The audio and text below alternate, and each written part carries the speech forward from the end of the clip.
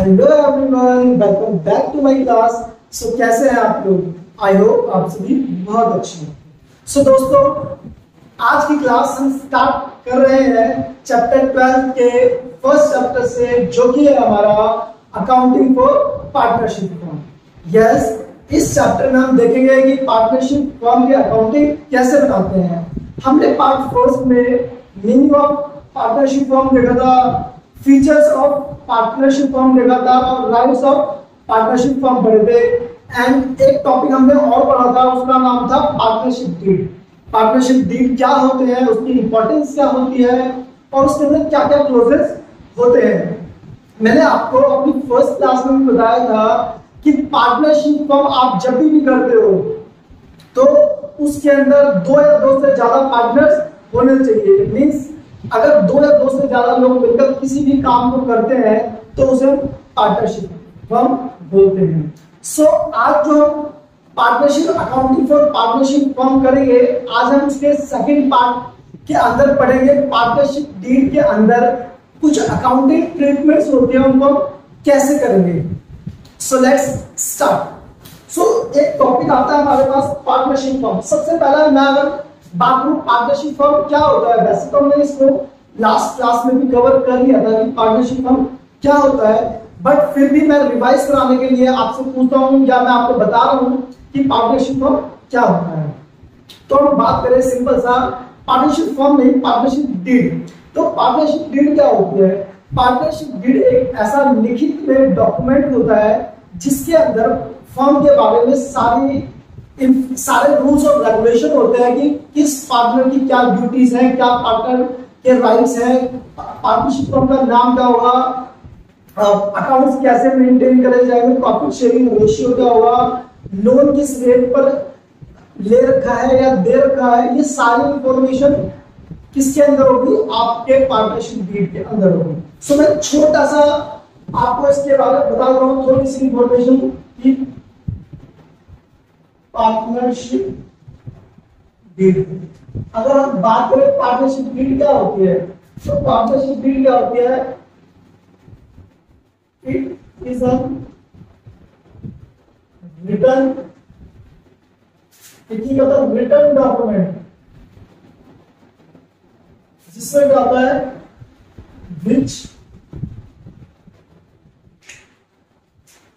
which contains rules and इसमें थोड़ा सा इनका इशू है, which contains rules and regulation of partnership firm.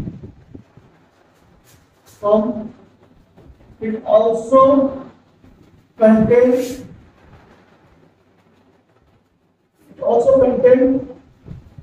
all the clauses regarding partnership firm,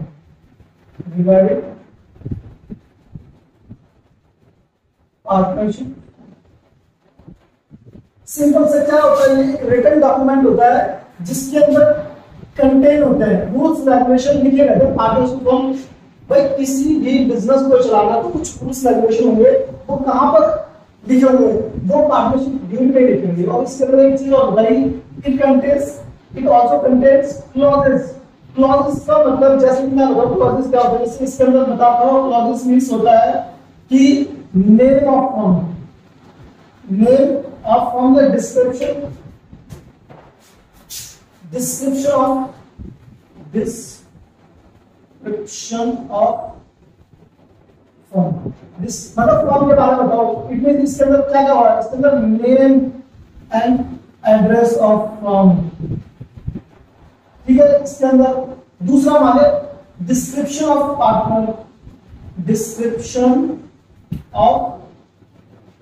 partner, it means इसके अंदर partner का name, partner and address of partner आ जाएगा, एड्रेस ऑफ पार्टनर। फिर आपने कमेंसमेंट ऑफ बिजनेस कब से स्टार्ट करा है उसके बारे में बताया होगा। फिर पार्टनर के बीच में प्रॉफिट शेयरिंग रेशियो किसके बीच में, प्रॉफिट शेयरिंग रेशियो कितना है, मींस जैसे इक्वल है तो 1:1 बता रखा होगा, कुछ और रेशियो है तो जैसे 3:2 है तो ये बता रखा होगा। इसका मतलब इसके अंदर प्रॉफिट शेयरिंग रेशियो के बारे में पता। सो अब इसके अंदर कौन से राइट्स आते हैं, rights and duties of partner. ऐसे ही इसके अंदर बहुत सारे क्लोजेस लिखे रहते हैं जिससे ताकि कोई डिस्प्यूट्स ना हो। जैसे अगर हम बात करें कि पार्टनरशिप डीड की इंपॉर्टेंस क्या है, तो इसकी इंपॉर्टेंस ये है अगर ये नहीं होंगे तो हो सकता है पार्टनर में बहुत ज्यादा डिस्प्यूट्स हो जाए, इससे इसकी बहुत ज्यादा इंपॉर्टेंस है। सो अब हमारा मेन टॉपिक स्टार्ट होता है, मैं इसको ड्रॉ कर देता हूं, जो हमारा मेन टॉपिक स्टार्ट होता है। अब बात आती है कि अगर पार्टनरशिप डीड नहीं है, हम बात करते हैं अकाउंटिंग ट्रीटमेंट।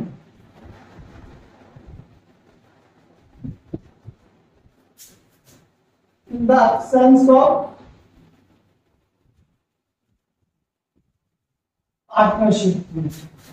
अब हमारा मेन क्वेश्चन यहां से शुरू होता है कि अगर पार्टनरशिप डील नहीं है तो अकाउंटिंग ट्रीटमेंट कैसे करेंगे। कुछ ऐसे पॉइंट्स हैं जो हमें इंडियन पार्टनरशिप एक्ट 1932 बताएगा कि अगर पार्टनरशिप डील नहीं है, अगर पार्टनरशिप डील नहीं है तो कुछ ऐसे पॉइंट्स होंगे उनका ट्रीटमेंट कैसे करा जाएगा, ध्यान से देखना। जैसे पहला पॉइंट है no information about profit sharing ratio. Profit sharing ratio कह रहा है कि कोई इंफॉर्मेशन, मतलब आपने पार्टनरशिप दी नहीं है तो आपने ये डिसाइड नहीं करा होगा कि प्रॉफिट शेयरिंग रेशियो किस रेशियो में बढ़ेगा। तो ऐसी कभी भी सिचुएशन आएगी तब हमेशा याद रखना प्रॉफिट किस रेशियो में बढ़ेगा। बताओ जल्दी से, आप क्या कहते हो, आपका क्या मानना है? आपका जो भी मानना हो आप कमेंट करके मुझे जरूर बताओ कि आपका क्या मानना है कि किस रेशियो में प्रॉफिट शेयरिंग रेशियो बढ़ना चाहिए। या मैं एक क्वेश्चन और पूछ देता हूं, मान लो क्या ये डिपेंड करता है कि उन पार्टनर ने पैसा कितना लगाया? नहीं, ये बिल्कुल ही मैटर नहीं करता। तो ये आपके ऊपर मैं छोड़ देता हूं, बट नहीं, चलो मैं बता देता हूं। 1:1 की रेशियो में हम क्या करेंगे, प्रॉफिट शेयरिंग रेशियो डिस्ट्रीब्यूट करेंगे। कब? जब पार्टनरशिप डील नहीं होगा। सो इसका ट्रीटमेंट बहुत ध्यान से करना है, इस क्वेश्चन आगे। दूसरा, no information about interest on capital. दो कैपिटल क्या होता है? कैपिटल आपको पता ही है, ये बिजनेस है और ये ऑनर है, ये ऑनर है, दो ऑनर है, मतलब कम से कम दो तो पार्टनर चाहिए। इन्होंने क्या करा, 1 लाख रुपए बिजनेस में लगाया, बिजनेस के पास 2 लाख रुपए होगा तो इन 2 लाख रुपए लगाए। क्या इस पे कोई बिजनेस को इंटरेस्ट ऑन कैपिटल देना होगा? अगर कोई इंफॉर्मेशन नहीं है इंटरेस्ट ऑन कैपिटल के बारे में तो not provided interest on capital. आपको इंटरेस्ट कैपिटल प्रोवाइड नहीं करना है, ठीक है। सो दूसरा हमारा पॉइंट है no information about interest on drawing. अब ड्रॉइंग क्या होता है? जैसे कि हमने बात करा कि ये बिजनेस है, ये ऑनर है। जैसा कि जब बिजनेस में पैसा इंट्रोड्यूस करा तो उसको क्या कहा गया? कैपिटल। अगर आप बिजनेस से पैसा ये ले रहे हैं पर्सनल पर्पस के लिए तो उसको कहते हैं ड्रॉइंग। और इस पर ऑनर को, मतलब इनको क्या देना पड़ता है? इसमें इंटरेस्ट ऑन ड्रॉइंग। बात कर रहा है इंटरेस्ट ऑन ड्रॉइंग के बारे में। इन्होंने कोई इंफॉर्मेशन नहीं दिया है कि इंटरेस्ट ऑन कैपिटल मिलना चाहिए या नहीं मिलना चाहिए। In this case according to Indian partnership act 1932 they will not charge any interest on drawing. Partnership firm should not be charged, will not be charged interest on drawing, मतलब not charge, नहीं charge दे रहा है, not charge, ठीक है। इसको हम practical question के साथ भी करेंगे। अगर थर्ड पॉइंट बताता हूं, नो इंफॉर्मेशन अबाउट सैलरी और कमीशन, कह रहा है कुछ भी इंफॉर्मेशन नहीं दी कि पार्टनर को कमीशन मिलना चाहिए या पार्टनर को सैलरी मिलनी चाहिए, तो इस केस में क्या होगा, नो सैलरी और कमीशन प्रोवाइडेड, नो सैलरी और कमीशन प्रोवाइडेड। ऐसा कौन बताता है? ऐसा हमारा इंडियन पार्टनरशिप एक्ट 1932 बोलता है कि अगर आपने इंफॉर्मेशन सैलरी और कमीशन के बारे में नहीं बता रखी तो पार्टनर को नहीं मिलेगा। सो फोर्थ पॉइंट, थर्ड पॉइंट था, ये फोर्थ पॉइंट है। अब हमारे पास आ गया फिफ्थ पॉइंट। फिफ्थ पॉइंट है interest on loan, no information about interest on loan, interest on loan. समझना बच्चों ध्यान से, ये था कैपिटल, ये था कैपिटल। कैपिटल अलग होता है और एक केस आता है लोन। लोन का केस क्या होता है, जरा मैं इसको रब करके आपको बताता हूं। अब क्या हुआ, अब ये बिजनेस है और ये है ऑनर, ठीक है, वो बिजनेस था, ये ऑनर। पहले केस में पैसा दिया था, एज ए कैपिटल लगाया था। 2 लाख में क्या हुआ, इस बिजनेस का काम नहीं चल रहा, अभी भी उनको पैसा चाहिए 1 लाख और। तो इन पार्टनर में हो सकता है या तो कोई एक पार्टनर या दोनों पार्टनर इक्वली 50,000 या कोई एक सिंगल पार्टनर लोन देता है। क्या करे, ए ने, ये ए था, ए ने लोन दिया 1 लाख में। अब क्वेश्चन पूछता है क्या इस पर इंटरेस्ट ऑन लोन मिलेगा उस पार्टनर को जिसने लोन दिया है, क्या उसको इंटरेस्ट ऑन लोन मिलेगा?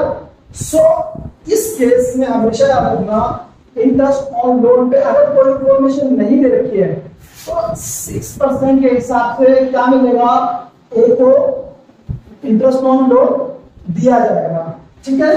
So interest on provided at the rate of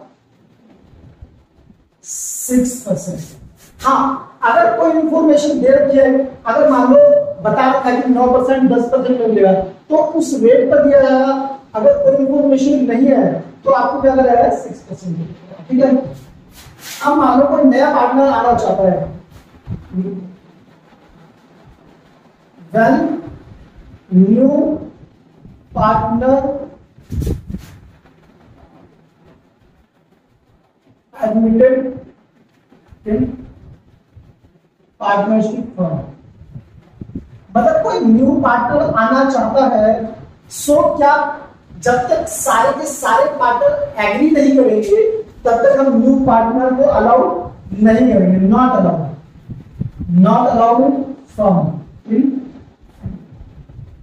simple से कह रहा है कि अगर कोई नया पार्टनर बिजनेस में आना चाहता है, जब तक सभी partner, all the partner are not agree with new partner, तब तक वो न्यू पार्टनर एडमिशन नहीं दे सकता, ठीक है।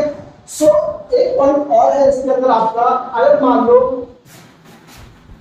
अब क्या करा, अब इसको उल्टा केस बना देते हैं। अब ये हुआ कि बिजनेस ने क्या करा, पार्टनर को लोन दिया, पार्टनर को क्या दिया, लोन दिया। क्या इस केस में पार्टनर इंटरेस्ट ऑन लोन पे करेंगे? बता दो इसे, नहीं पे करेगा। अगर पार्टनर ने लोन लिया है और पार्टनरशिप डीड एब्सेंट है, कोई इंफॉर्मेशन नहीं है पार्टनरशिप डीड के अंदर इसके बारे में, तो बिजनेस के पास कोई राइट नहीं है वो इंटरेस्ट ऑन लोन ले। आई होप ये पॉइंट्स आपको बहुत अच्छे तरीके से समझ में आ गए होंगे। अब हम अपने नेक्स्ट टॉपिक की तरफ चलते हैं, जो कि है हमारा preparation of profit and loss appropriation, ठीक है। इसको मैं रब कर देता हूं। चलो मैं इसके एक क्वेश्चन आपसे पूछूं, वैसे तो मैंने आपको बता दिया है, फिर भी मैं अगर आपसे क्वेश्चन पूछूं तो आप उसका आंसर क्या देना चाहोगे? जैसे कि क्या हुआ, 2 पार्टनर थे, मैं आपसे पूछता हूं इससे, फॉर एग्जांपल 2 पार्टनर है, ए एंड बी, ठीक है, ए एंड बी 2 पार्टनर है। कह रहा सी कोई पार्टनर एडमिट होना चाहता है,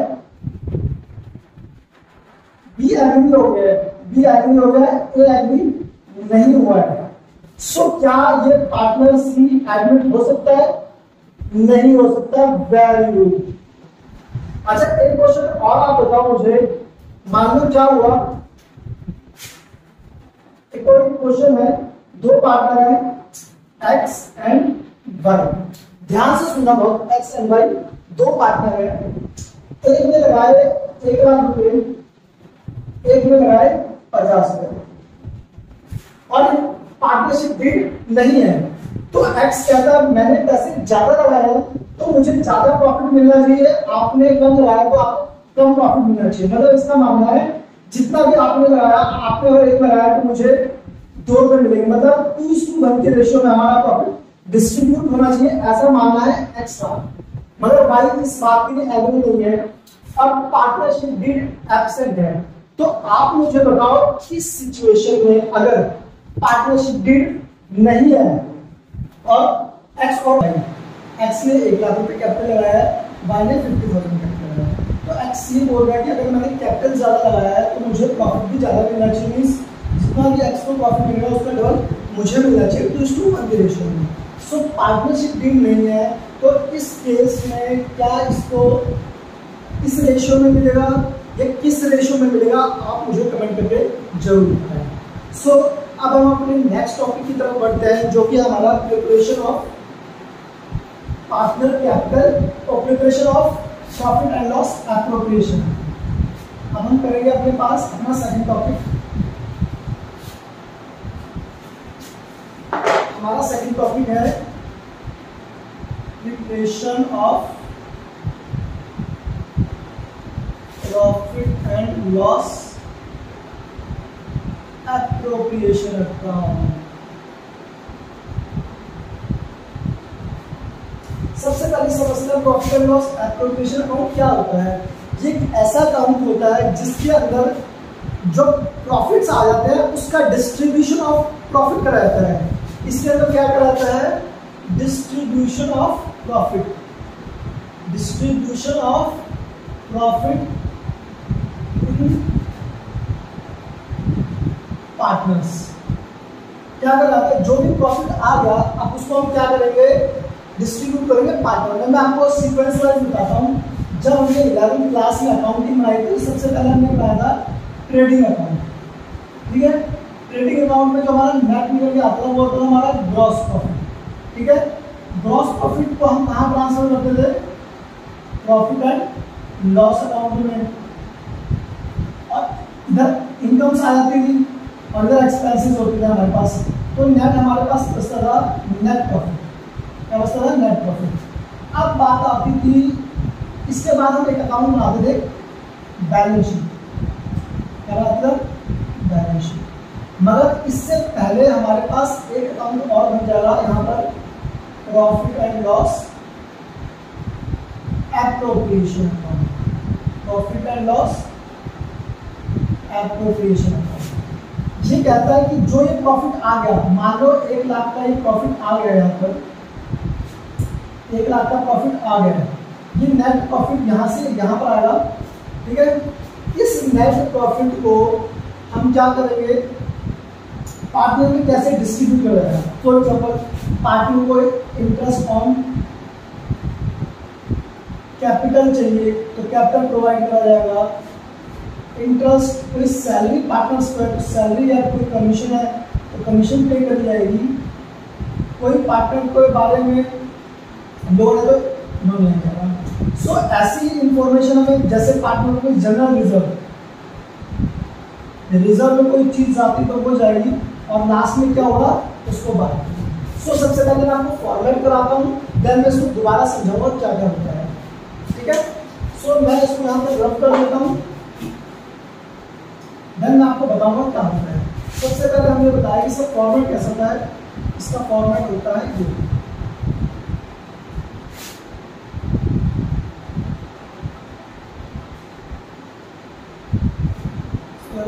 profit and loss appropriation account. यहां पर आता है हमारे पास पर्टिकुलर, यहां आता है हमारे पास अमाउंट। देन हमारे पास आता है पर्टिकुलर, उसके बाद आता है हमारे पास अमाउंट। सो पहला मेरे पास क्वेश्चन ये है कि मैंने बताया यहाँ पे सबसे पहले क्या आएगा, नेट प्रॉफिट। ये फॉर्मेट है इसका, यहाँ पर आएगा two interest on capital,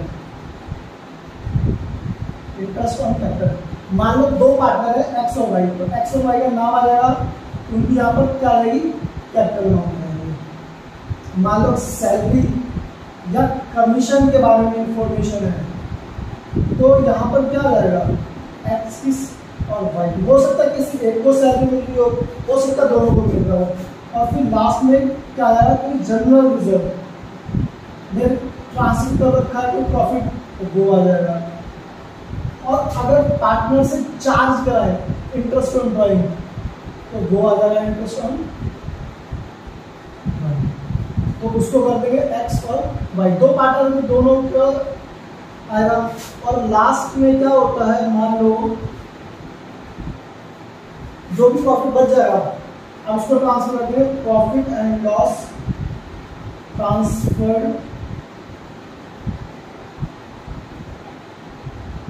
to partner capital,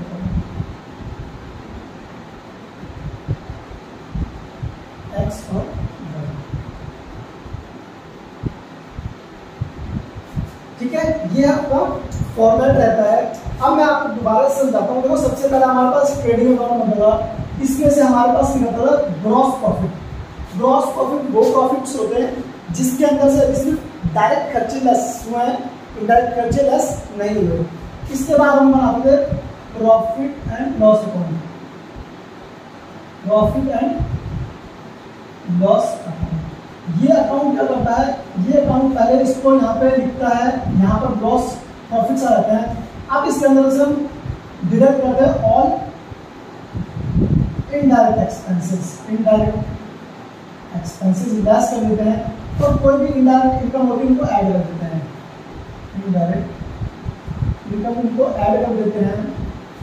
तो हमारे पास क्या बचता है, नेट प्रॉफिट। क्या बचता है, नेट प्रॉफिट।